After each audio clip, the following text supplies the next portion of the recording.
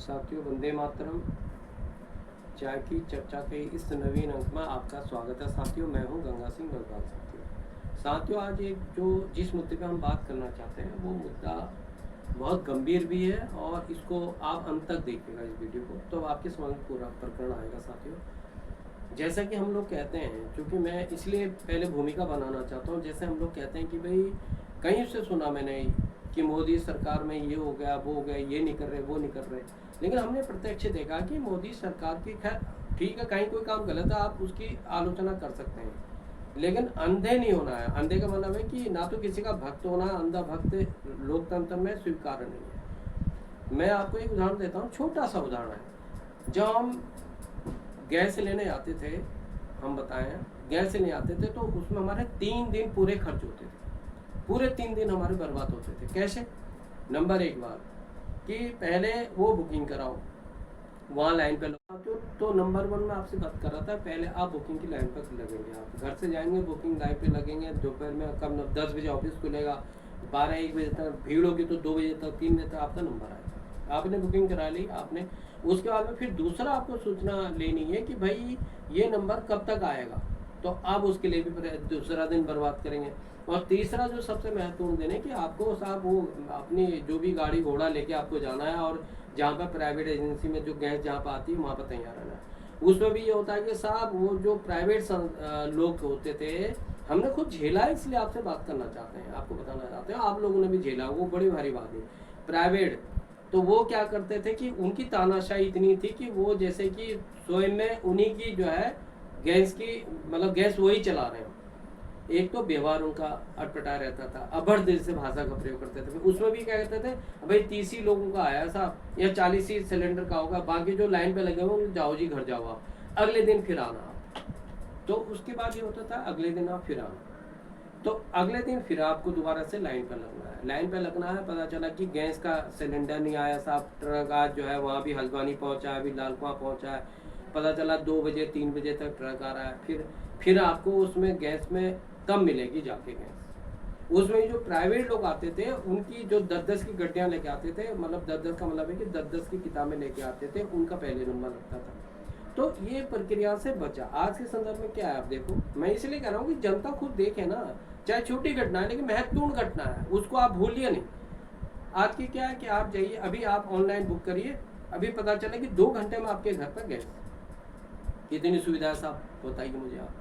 तो वो ये खाली इसी का मामला नहीं, मैंने एक उदाहरण दिया, लेकिन कई मामलों में अगर आप देखेंगे तो वास्तव में मोदी सरकार में बहुत कुछ हुआ है। पहले मुझे दूसरी घटना आपको बताता हूँ। दूसरी घटना क्या थी कि जब हम छोटे थे तो ये होता था, कालागढ़ रहते थे, ये होता था साहब कि जब गेहूं का सीजन होता था तो गेहूं खरीदे जाते थे 5-10 हज़ार पे। अगर 2-3 कुंटल भी है तो 5-10-15-10 हज़ार तक मान के चलिए कि साहब ड्रम के लिए खरीद के रखते थे। और मैंने देखा जो गरीब लोग थे वो बीनते थे, बालियों को बीनते थे खेतों में जाके, पूरा दिन उसमें लगे रहता, तब जाके थोड़ा बहुत इकट्ठा करते थे। ये स्थितियाँ थी। आज मतलब राशन आपको फ्री मिल रहा है, जिसके जितने बच्चे हैं, जितनी पैदावार है उस घर की है, सपोज मान के चलिए, तो उसको उतना मिल रहा है। क्या दिक्कत है मुझे, भूखे तो नहीं मर रहा ना। तो लेकिन विपक्षी पार्टियां ये मत सोचो चित भी मेरी पढ़ी मेरी अंटा मेरे बाप का, ऐसा नहीं होता भाई। जनता इतनी मूर्ख नहीं है। मैं इसलिए कहना चाहता हूँ, ये जो विपक्ष में बैठे हुए आज के संदर्भ में जिन्होंने 60-70 साल राज किया, तो अंधेरे में कहते हैं ना काना सरदार, वो स्थितियां रही हैं। उस समय कोई पूछने वाला नहीं था, कोई बताने वाला नहीं था, सब लोग इतने व्यस्त थे, 2 रोटी के लिए दौड़ भाग करते थे, ना संसाधन थे, ना जानकारी थी, सबका अभाव था। ऐसे समय आज के संदर्भ में कोई ऐसे राज कर लेगा, करा होता तो कब का तख्ता पलट हो जाता। तो आज क्यों है, लेकिन ये फिर भी नहीं समझ पा रहे हैं। मैं एक घटना आपको आज जिसके लिए मैंने वीडियो बनाया, वो संदर्भ मैंने खाली एक संदर्भ उदाहरण दिया था आपको कि आप आलोचना करो। हमने भी कई वीडियो में देखा होगा आलोचना की, लेकिन आलोचना यथार्थ होना चाहिए। धूपल की आलोचना ठीक नहीं है, जनता को बेवकूफ मत समझो। अभी मोदी जी ने एक बहुत बड़ा ऐतिहासिक काम किया है जिसकी मैं सराहना करता हूँ। मैं समझता हूँ देश की जनता को मालूम होना चाहिए। वो क्या, आपको पता होगा जो 1971 में पाकिस्तान के साथ युद्ध हुआ, उस समय एक भुज एयरपोर्ट था हमारा, जहाँ से कि हवाई जहाज जो लड़ाकू विमान टेक ओवर कर रहे थे, उसको बमबारी करके पाकिस्तान ने ध्वस्त कर दिया था, रनवे पूरा खत्म कर दिया था। उस समय ये था कि रनवे खत्म करते हैं उसको बनने में महीनों लगते और संसाधन नहीं। तो उस समय पे वहाँ के जो किसान महिलाएं हैं और जो देश के प्रति समर्पित थी, देश के भावना को समझती थी, उस जमाने की बात कर रहा हूँ आपसे, उन्होंने 300 की तादाद में उन्होंने कहा सरकार से कि हम इसको बनाएंगे, जबकि उनके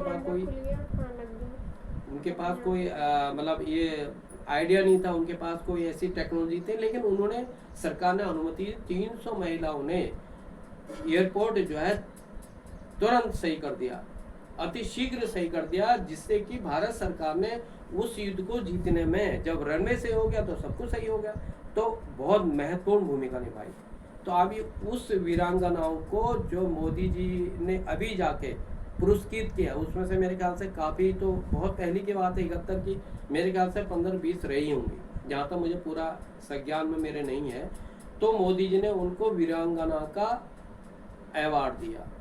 तो ये एक गौरव की बात थी। ये सोचो कि देशभक्ति का जो जज्बा था उनके दिमाग में, दिल में, और जो उन्होंने जितना भी शारीरिक श्रम किया, बहुत बड़ी बात थी। वहाँ लड़ाई हो रही है, बम पड़ रहे हैं, वो महिलाएं काम कर रहे हैं, तो ऐसा कुछ नहीं है कि पुरुष ही कर सकता है, महिलाएं नहीं कर सकती। उनका योगदान कभी भूले से नहीं भूलना चाहिए देश को। और ऐसे लोगों को हमारी सरकार, जो पुरानी सरकारों ने कभी याद ही नहीं किया। कितनी बड़ी बात है बताओ आप। खाली आपको बाबर, आपको जहांगीर, आपको शाहजहां तो याद है, इनके तो आप खूब पढ़ाते हो, लेकिन जो जिन्होंने देश के लिए, देश की भक्ति के लिए, देशभक्ति के लिए, राष्ट्र के लिए अपने जीवन को बलिदान देने के लिए कोई भी कसर नहीं छोड़ी, उनको आप उसको कभी एक याद भी नहीं करेंगे। आप इतिहास में दर्द होना बहुत दूर की बात है।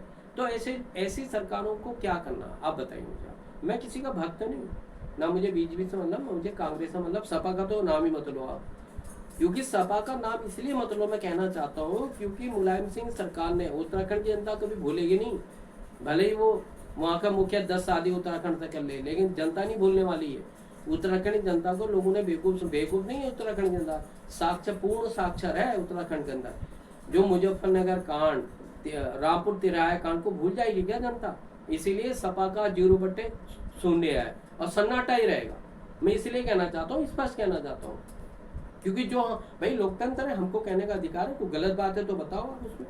तो उसी प्रकार से मोदी जी जब पुरस्कृत करने गए वहाँ पे भुज में, तो उनको वीरांगना का अवार्ड दिया गया उनको, तो ये इसके हकदार थे। तो आज देश की जनता को पता चल रहा है, और उसमें भी बहुतों को नहीं पता चला हुआ कि उन्होंने छोटी मोटी खबर आती है, पूरी खबर तो आई नहीं। तो छोटी मोटी खबरें आती हैं, उनका कोई औचित्य भी नहीं था उसमें। और उन्होंने, देखो सबसे बड़ी बात है, जब मोदी जी उनके पास गए तो उन्होंने गिफ्ट में मोदी जी को एक पेड़ अर्पित किया। साथियों मैं बताना चाहता हूँ, वो पेड़ का नाम पता है क्या? सिंदूर। सिंदूर का जो पौधा है वो उन्होंने गिफ्ट में दिया।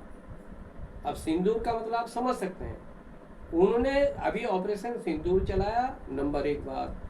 भुज का एयरपोर्ट को उन्होंने सही किया। सिंदूर को अगर आप जोड़ेंगे तो आप समझ सकते हैं ये कहाँ तक की बात है। और मोदी जी ने जहाँ पे उनका मतलब मोदी जी का रेजिडेंस है, जिसमें प्रधानमंत्री आवास, वहाँ पे उसको रोका गया है।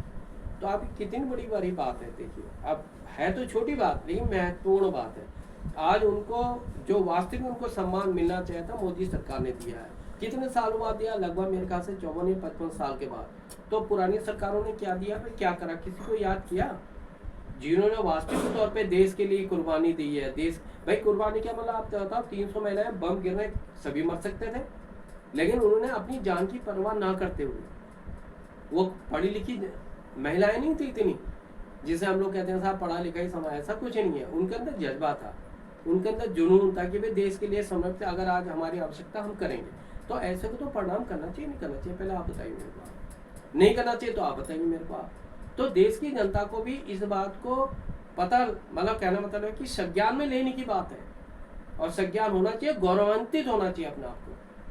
अंधभक्ति किसी की नहीं है। तो मैंने शुरू में भी कहा आपको कि हम अंधभक्ति नहीं कर सकते कि साहब ये सरकार है तो यही है, ऐसा नहीं है।